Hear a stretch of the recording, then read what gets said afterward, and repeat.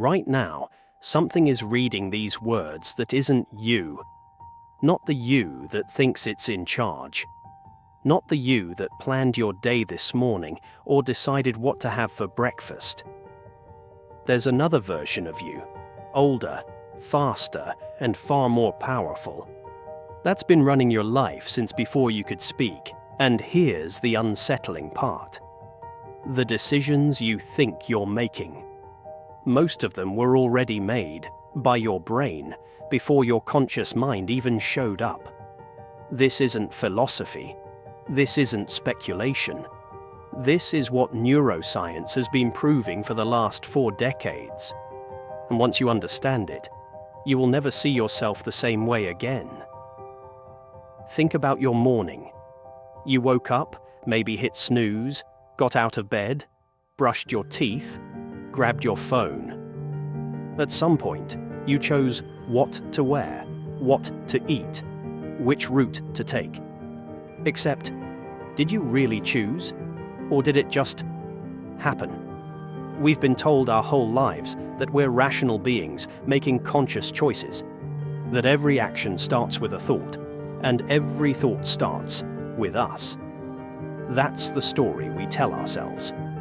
Here's what actually happens.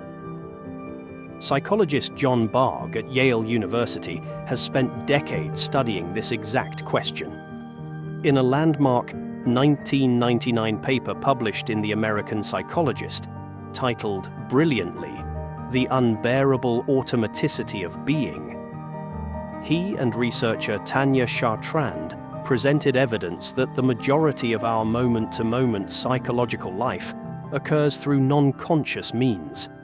Not some of it, not half, the vast majority. Your conscious mind, that inner voice narrating your life, isn't the CEO. It's more like the press secretary. It explains decisions after they've already been made. To understand why, we need to go back to 1983 and one of the most controversial experiments in the history of neuroscience. Benjamin Libet, a neurologist at the University of California, San Francisco, asked a simple question. When you decide to move your hand, what happens first? The brain activity or the conscious decision? He had participants sit in front of a clock with a rotating dot and asked them to flex their wrist whenever they felt the urge. While they did this, he measured their brain activity using EEG. What he found shook the scientific world. The brain's electrical activity, what's called the readiness potential, began building about 550 milliseconds before the actual movement. But the participants only reported becoming aware of their intention to move about 200 milliseconds before. That means the brain started preparing the action a full 350 milliseconds before the person was even aware they'd decided to move. Your brain decided, then it told you about it, and you believed it was your idea. Now, Libet himself noted something important. He proposed that consciousness might still have a veto power, a small window to cancel an action even if it didn't initiate it. But the core finding remained. The initiation of a voluntary act begins unconsciously. If that wasn't enough, in 2008, a team led by John-Dylan Haynes at the Max Planck Institute in Leipzig took it further, way further. Using fMRI brain scanning, far more powerful than the EEG Libet used. Haynes and his colleagues, including Chun-Seong Soon and Marcel Brass, asked participants to freely choose between pressing a button with their left or right hand whenever they wanted.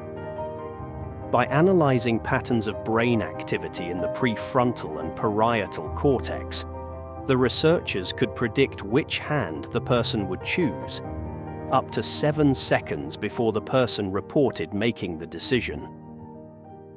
When they accounted for the delay in the fMRI signal itself, the predictive neural information may have preceded the conscious decision by up to 10 seconds. 7 seconds. In brain time, that's an eternity. Your prefrontal cortex was processing, weighing and settling on a choice, while your conscious self was still sitting there, thinking it hadn't decided yet.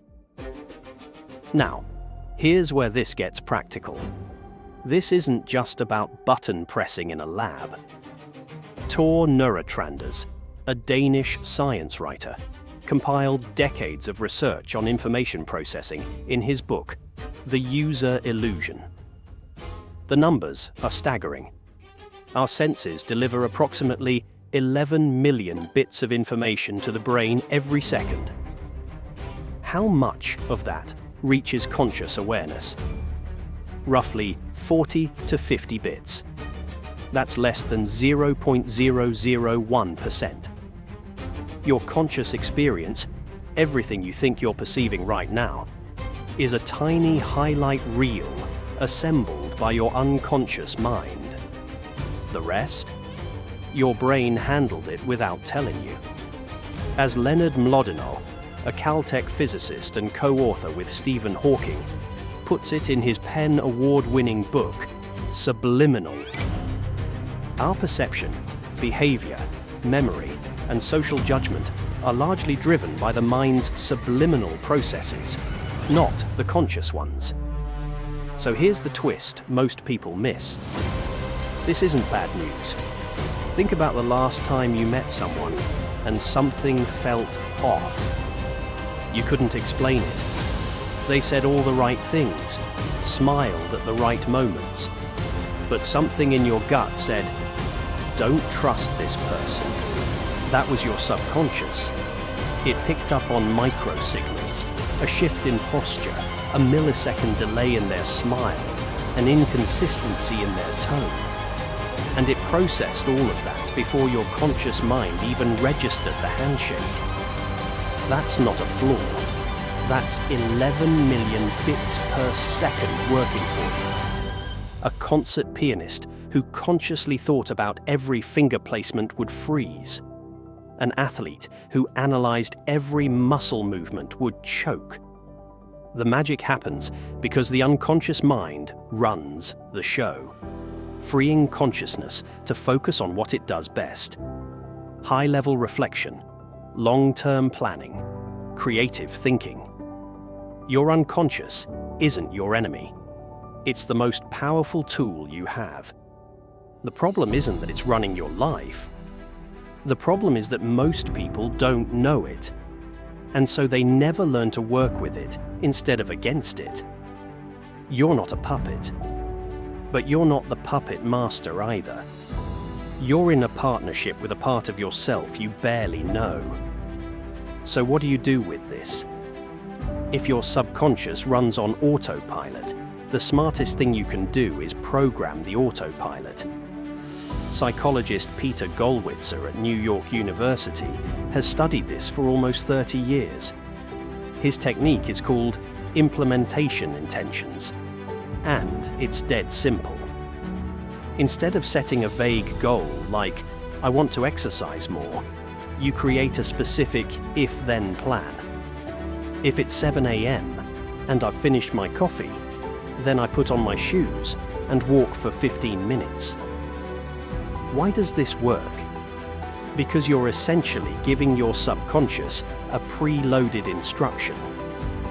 When the situation arises, the behavior fires automatically. No willpower required, no conscious deliberation. You've delegated the decision to the same system that already runs most of your life. A meta-analysis of 94 studies involving over 8,000 participants found that implementation intentions have a medium to large effect on goal attainment. That's not a marginal improvement. That's working with your subconscious instead of against it. Tonight, pick one thing you've been struggling to do. Write it as an if-then plan. Be specific about the when, the where, and the what. Then let your subconscious handle the rest. Every choice you made today, the food you reached for, the person you texted back first, the moment you clicked on this video, your brain chose it before you knew. The question isn't whether your subconscious is in control. It's what you're going to do now that you know.